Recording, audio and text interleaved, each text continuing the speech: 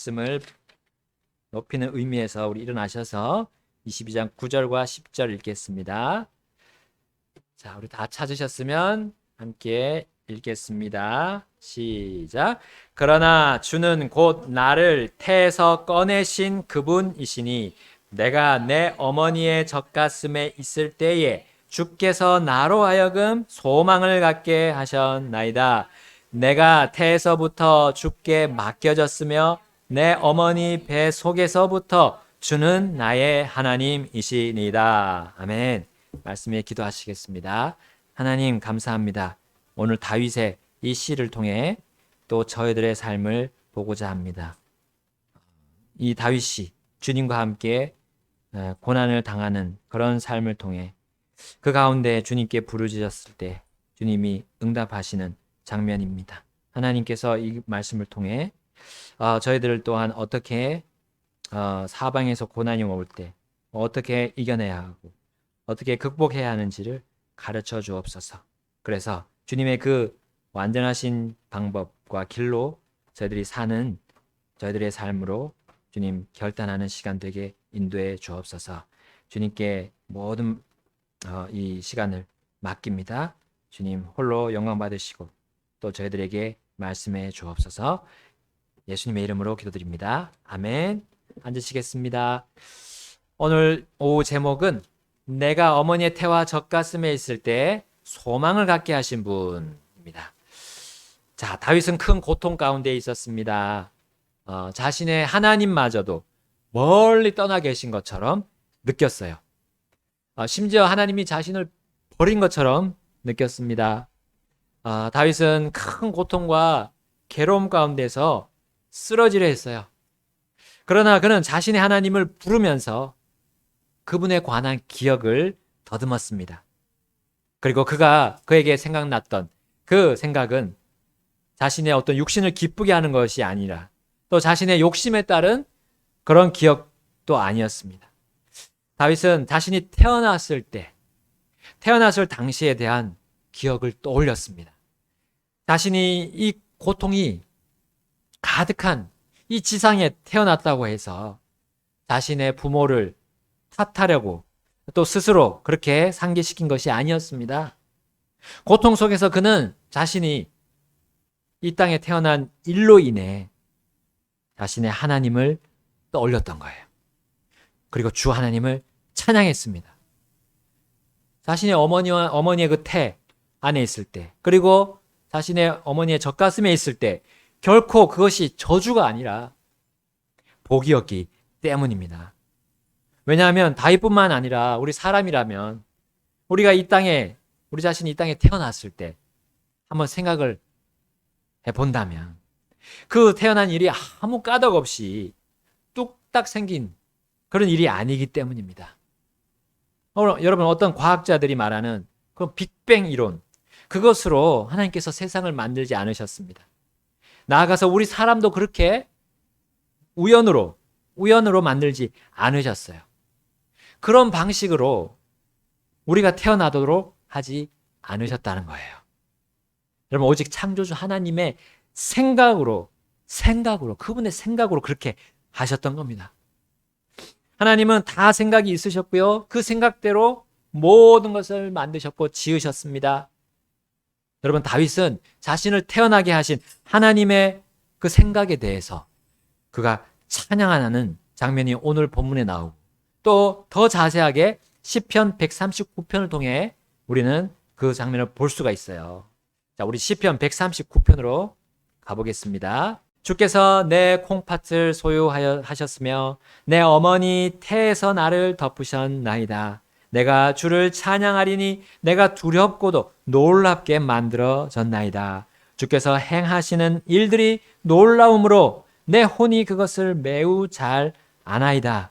내가 은밀한 가운데 만들어지고 땅의 가장 낮은 부분들에서 묘하게 꾸며졌을 때에 나의 실체가 주께 숨겨지지 아니하였나이다. 함께 16절 17절 읽겠습니다. 시작.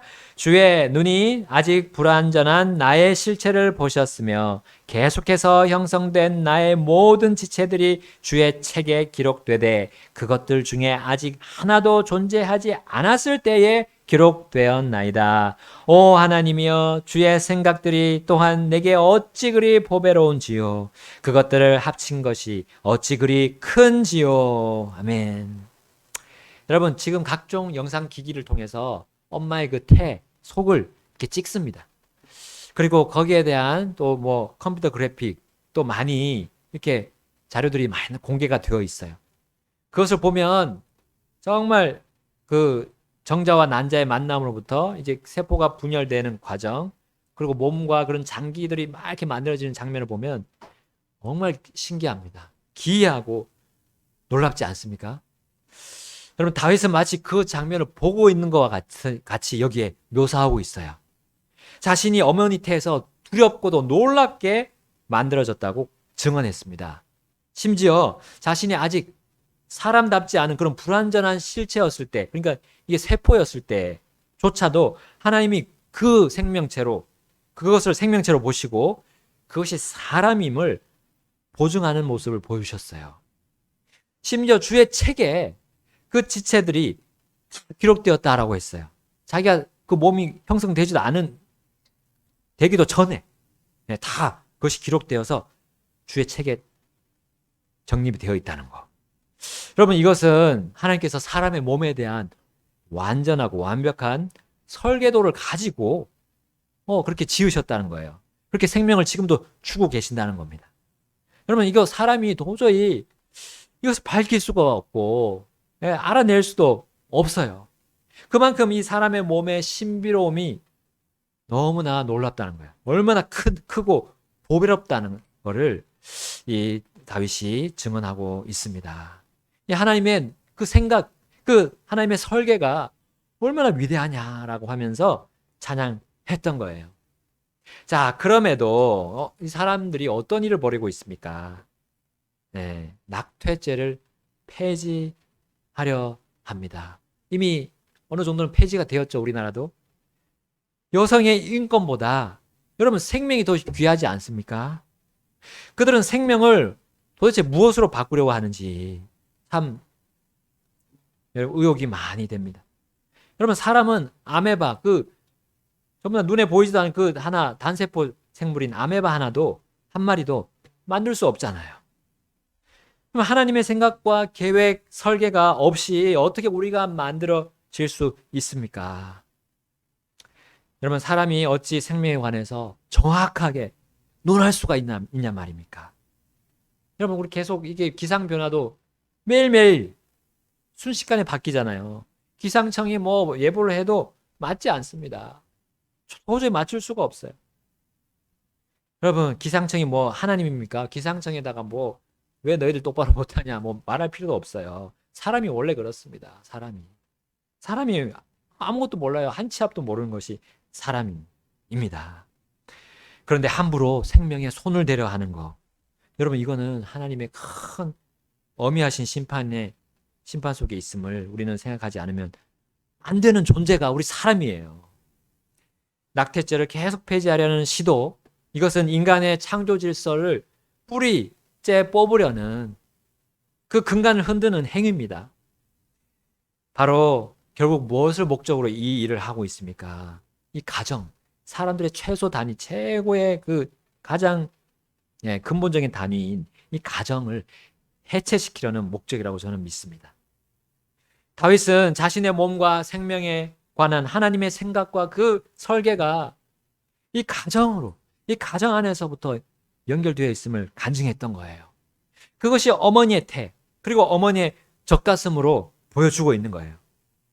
여러분, 사람 자신이 태어나서 누구에게 안기도록 그렇게 누가 그렇게 설계하셨습니까? 하나님께서 설계하지 않았습니까? 누구에게? 바로 어머니입니다. 어머니.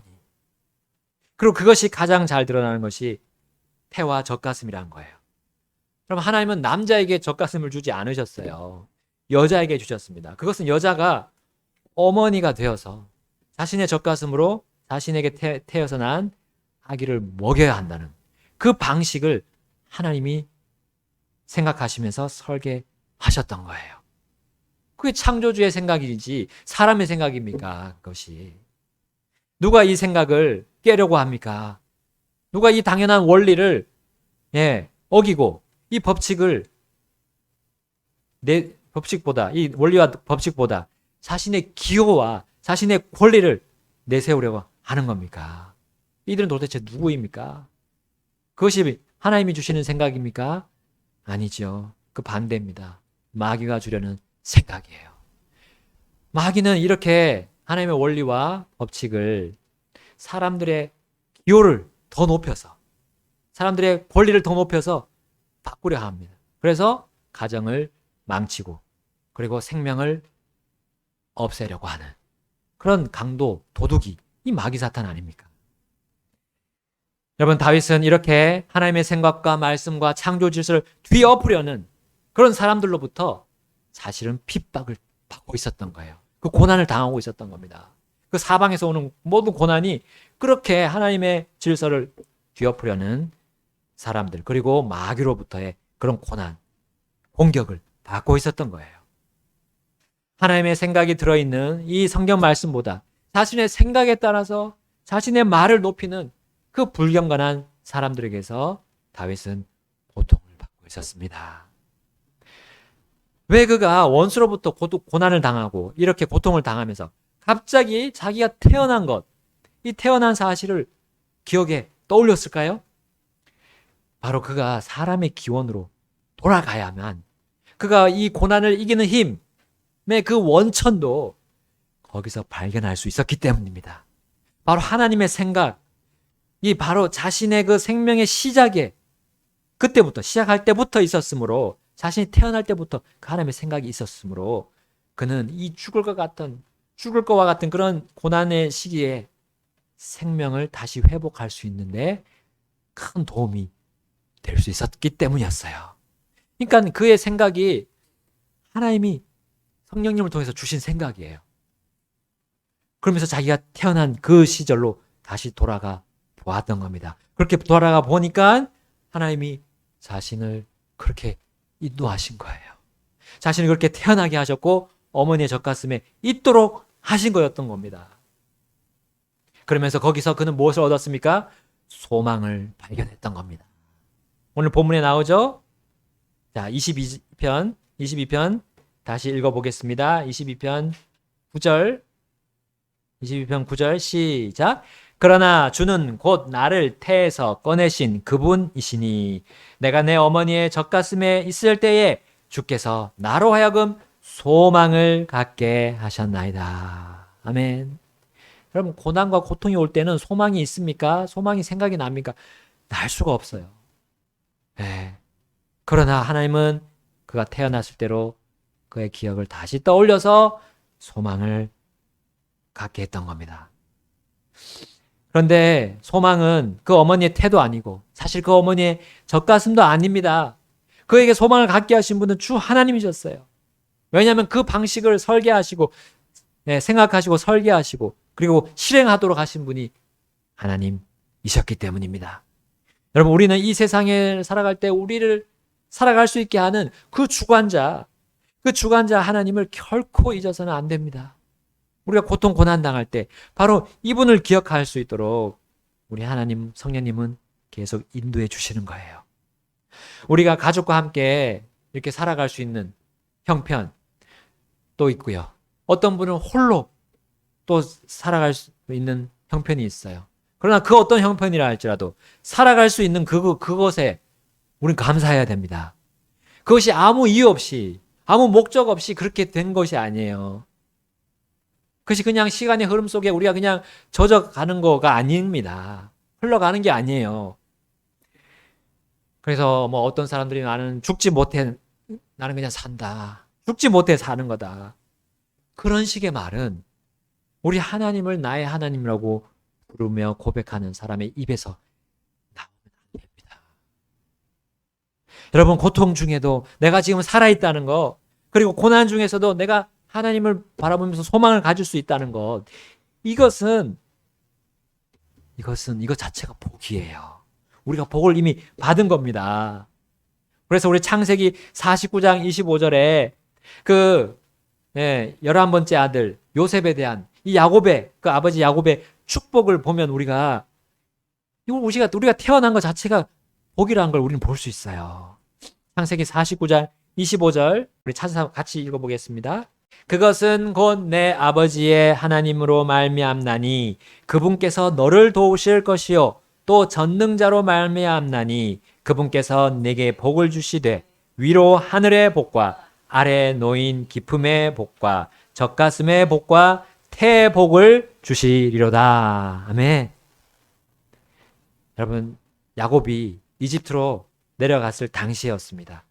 요셉이 자신의 아버지와 형제 모두를 부양했죠.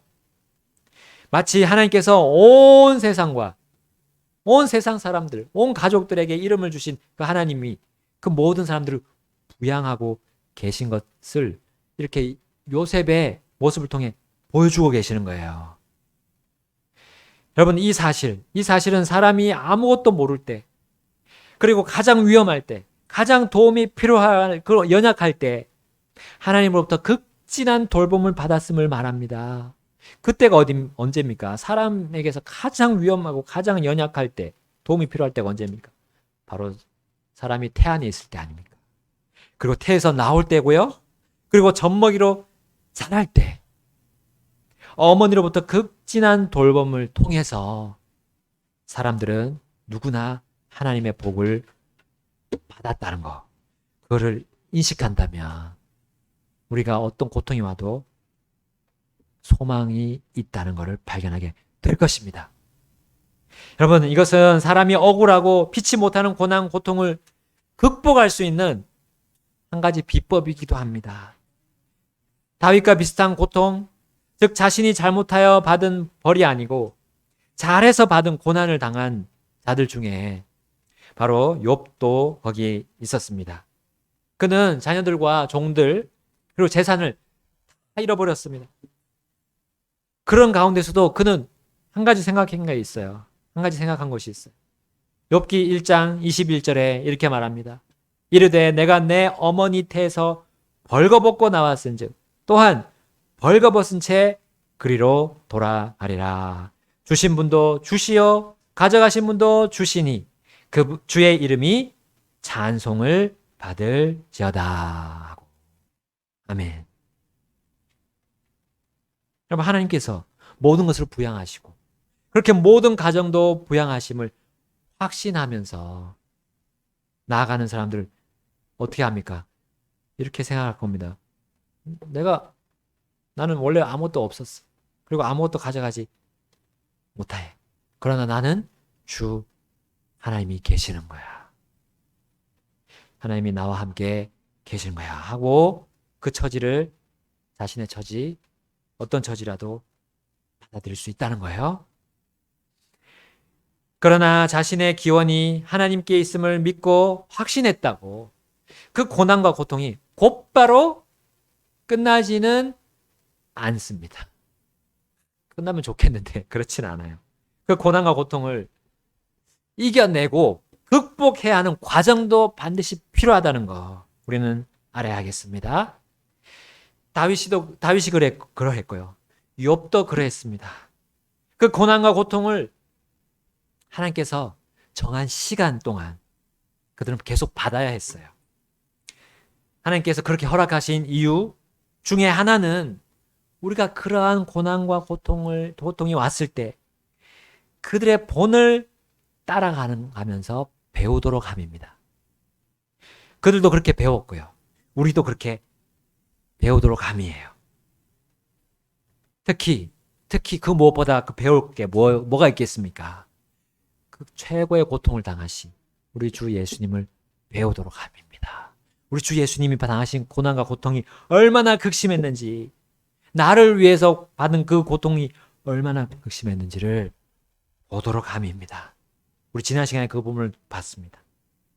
우리 주 예수님을 포함해서 또 우리 다윗과 욥 등의 우리 믿음의 선배들, 우리 신실한 그 성도들이 받은 그 고난 중에 받은 소망, 그 복을 배우라는 거예요. 발견하라는 겁니다. 하나님께 대한 믿음을 두라는 거예요. 그리고 그 믿음을 둘 때 또한 그 믿음을 더 풍성하게 하는 신실함이라는 그 훈련의 과정, 그걸 받으라는 거예요. 예, 포기하지 말고 멈추지 말고 신실함을 배우라는 겁니다. 하나님께서 나의 하나님이심을 믿는다면 그들의 고초가 나에게도 또한 언제든 찾아올 수 있음을 오늘 시편 본문을 통해서 주님은 가르쳐주고 계십니다. 그 속에서 왜냐하면 우리가 신실한 자로 우리가 성장하고 배울 수 있기 때문이에요. 자, 우리 본문 22편 11절부터 이제 쭉 나옵니다. 예수님이 당하신 그 고난, 고통, 그리고 또 다윗이 당한 고통, 또 욥이 당한 고통이 거기 다 나옵니다. 특별히 사람들에게서 받은 고통입니다. 자, 11절 먼저 읽겠습니다. 시작. 나를 멀리하지 마옵소서. 고난이 가까이 있으나 도울 자가 없나이다. 하나님이 멀리 계심을 느끼는 고통과 함께 자신을 도울 자가 하나도 없다는 판단이 내 스스로 막 내려지는 그런 때가 있다는 거예요. 내 인생에서. 그런 때가 올 수 있는 거, 그거를 말씀해 주고 있습니다. 그래서 그런 고난, 날 도울 자가 내 어머니, 내 부모님도 아니고, 내 아버지도 아니고, 진짜 내 친구들도 아니고, 난 진짜 내 혼자 고립된 것처럼 느끼는 그런 인생의 때가 있다는 걸 보여주는 거예요. 왜냐하면 그때가 바로 내가 단련받을 때라는 거죠. 훈련받을 때라는 겁니다. 또 12절 말씀 보겠습니다. 12절 시작. 많은 황소들이 나를 애워싸며 바산의 힘센 황소들이 나를 둘러싸고 13절 그들이 약탈하며 울부짖는 사자같이 나를 향해 입을 벌렸나이다. 때로는요, 우리 인생에서 이 원수들에게서 둘러싸여서 위협을 당할 때도 있음을 주님은 자신과 이 신실한 성도들이 실제로 경험한 것을 토대로 우리에게 지금 알려주고 있습니다. 마치 황소들, 힘센 황소들이 틈에서 내가 막 끼어가지고 어찌할 수 없는 그런 때가 있다는 거죠. 그리고 사자가 나를 향해 입을 벌려 다가오는 것처럼 이 모든 세상에 드센 그 세력들이 치고 들어오는 것을 경험할 때가 있다는 거 우리에게 알려주고 계십니다. 그 다음에 14절부터 16절입니다. 14절, 15절 제가 읽고 16절 그리고 17절 상반절까지 같이 읽겠습니다. 제가 먼저 읽습니다. 나는 물같이 쏟아졌고 내 모든 뼈는 어그러졌으며 내 심장은 밀초같이 되어 내장 한가운데서 녹았나이다. 내 힘은 질그릇 조각같이 마르고 내 혀는 내 턱에 붙나이다. 주께서 또 나를 사망의 티끌 속에 두셨나니. 함께 읽겠습니다. 개들이 나를 애워싸며 사악한 자들의 무리가 나를 둘러싸고 내 손과 발을 찔렀나이다. 내가 내 모든 뼈를 셀 수 있나이다. 아멘. 여기까지 읽겠습니다. 주님은 자신과 또 그 신실한 성도들의 고통과 고난이 자신과 그들의 마음을 완전히 기진하게 했다는 걸 보여주셨어요. 그래서 아무 일도 할 수 없는 때가 우리 인생에서도 있을 수 있음을 이렇게 비유적으로 표현하며 강조하셨던 겁니다. 여러분, 우리 삶에서 진짜 기진해가지고 못 일어날 때가 있잖아요. 어떤 때는 막 마음이 그냥 눌려지고 이거 어떻게 해야 되는지 막 그럴 때가 와요. 아무 이유 없이, 진짜 이유가 없이 오는 것 같아요. 그런데 그것조차 하나님께서 주시는 훈련이라는 겁니다. 네. 심지어 우리 몸이 병약해져서, 그리고 우리가 달고 다닌 지병이 있잖아요. 지병이 쭉 옛날부터 오는 지병이 있습니다. 그것 때문에 어떤 순간이 되면 일생생활조차 힘들 때가 있어요. 그것도 훈련이다라는 거예요. 그것도 주님이 주시는. 제가 이제 처서가 지나면 이제 이 비염이 시작됩니다. 희한해요. 이 가을에 그렇게 됩니다. 가을이 딱 시작되는. 그 다음에 봄이 딱, 그때가 절기가 어떤지 제가 아직 못 봤는데, 그때 봄이 또 오면 이 기온차가 커지면, 격차가 커지면 하여간 이 비염이 와요. 그러면 콧물이 이제 나오고 눈물도 나오고 막 이게 자동 저기 어디예요? 저 군대 가면 받는 화생방 가면 막 그냥 눈물, 콧물, 침이 다 나오잖아요. 자동으로. 그걸 경험을 한 몇 주간 합니다. 네. 이것이 이제 옛날엔 축농증이 좀 있었는데 필리핀을 제가 3개월을 갔다 와서 아마 체질이 바뀌어서 그런지 그때부터 시작이 됐어요. 근데 처음보다는 많이 완화가 됐고 괜찮아지고는 있어요. 점점. 근데 겪어야 됩니다. 제가 한 2주, 3주를 환절기 때 겪어야 되더라고요. 아무 이유 없이 오는 거지만 이게 이유가 없지 않은 걸 저도 이 말씀을 보면서 네, 보게 되었습니다.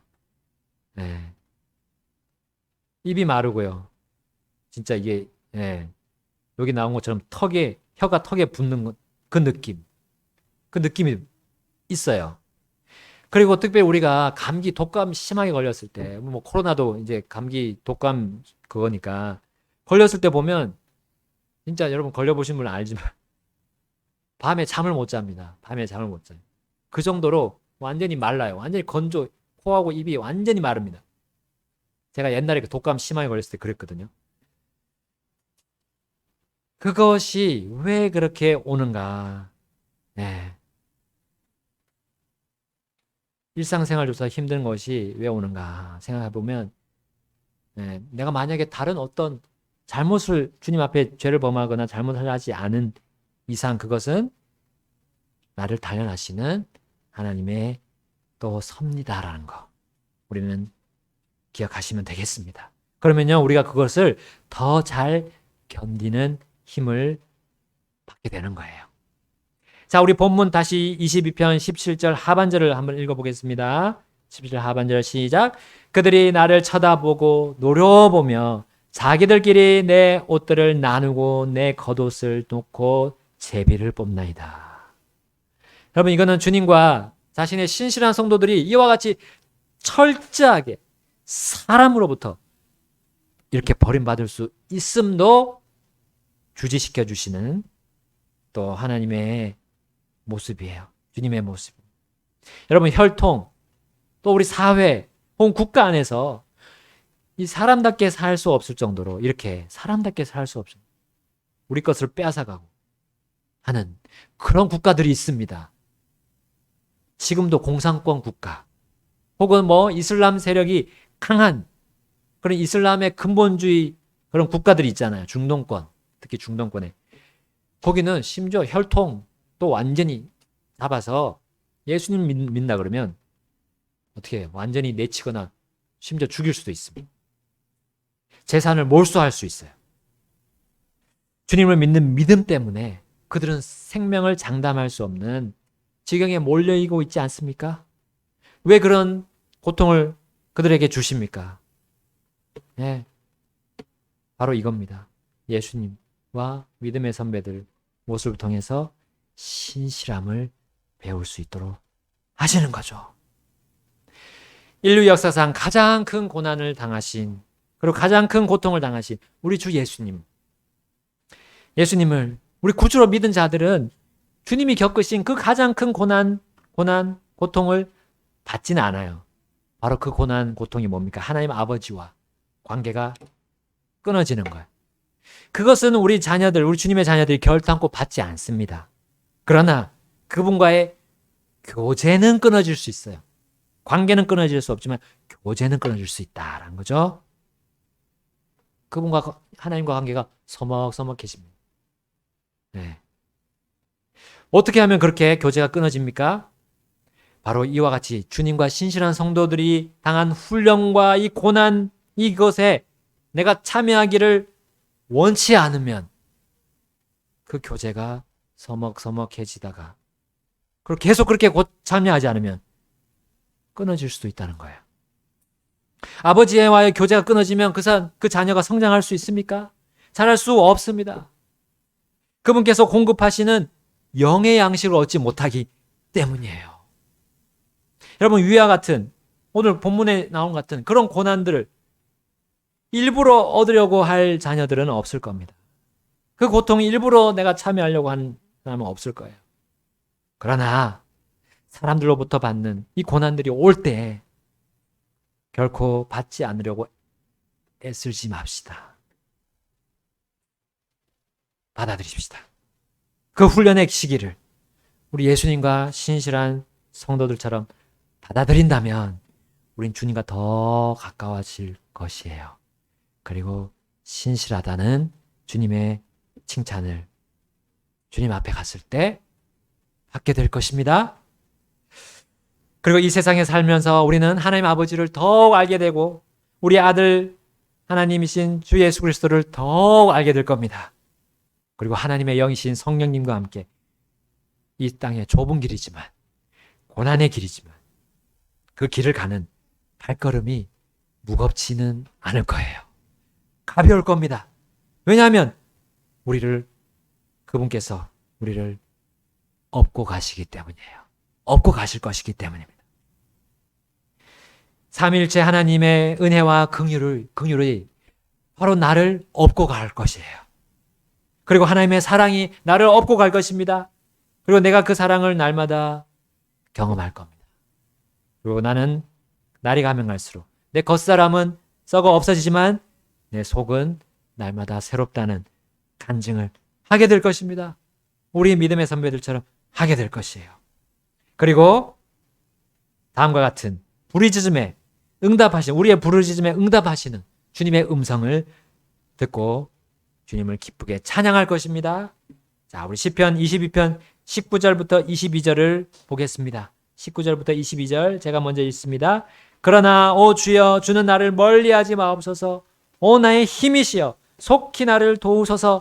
내 혼을 칼에서 건지시며 내 사랑하는 것을 개의 권세에서 건지소서. 나를 사자의 입에서 구원하소서. 주께서 내 말을 들으사 나를 유니콘들의 뿔들에서 벗어나게 하셨나이다. 함께 읽겠습니다. 내가 주의 이름을 내 형제들에게 밝히 보이고 회중의 한가운데서 주를 찬양하리이다. 아멘. 아멘.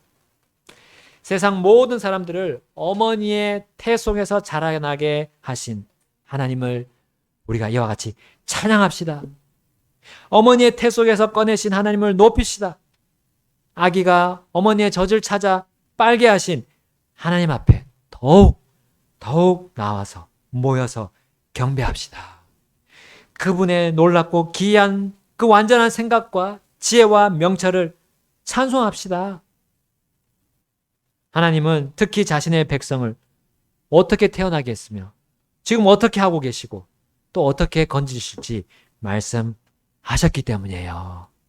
아까 말씀드린 것처럼 이사야 46장 3절에 말씀처럼 주님은 우리를 업고 계시고 업으셨고 업고 계시고 또 계속 업어서 건지실 것이기 때문입니다. 이사야 46장 3절에 이렇게 말씀합니다. 오 야곱의 집이여 이스라엘의 집에 남은 모든 자여 내게 귀를 기울일지어다. 너희는 배에서부터 내게 안겼고 태에서부터 내게 업혔나니 너희가 노년에 이를 때까지 나는 그니라. 백발이 될 때까지 내가 너희를 업으리라. 내가 만들었은즉 내가 안을 것이요 내가 너희를 업고 건져내리라. 아멘. 여러분 주님은 이스라엘 백성들을 노년에 이르기까지 이렇게 업고 안고 지키며 건지실 거라고 약속하셨어요. 그렇다면 자신의 핏값으로 생명으로 사신 교회도 그렇게 하실 것이 충분합니다. 하나님은 이스라엘 백성과 교회를 따로 차별하지 않으세요. 그러므로 우리는 사람을 두려워할 필요가 없습니다. 우리가 고난과 고통이 사람들에게서 올 때 그들을 두려워할 필요 없어요. 부모나 형제, 친구나 이웃들을 두려워할 필요가 없습니다. 전혀 없습니다. 그들이 우리를 태어나게 하지 않았기 때문입니다. 그들이 우리를 노년까지 업어주지는 못하기 때문이에요. 그들이 우리를 마지막 순간에 죽음이 왔을 때 우리를 건질 수 없기 때문입니다. 누가 이 모든 것을 하십니까? 바로 우리 각자의 나의 하나님, 이 성경의 하나님, 모든 세상 만물의 창조주 하나님이 그분이시기 때문입니다. 우리의 소망이 어디에 있습니까? 하나님께 둡시다. 하나님께만 둡시다. 같이 우리 기도하시겠습니다.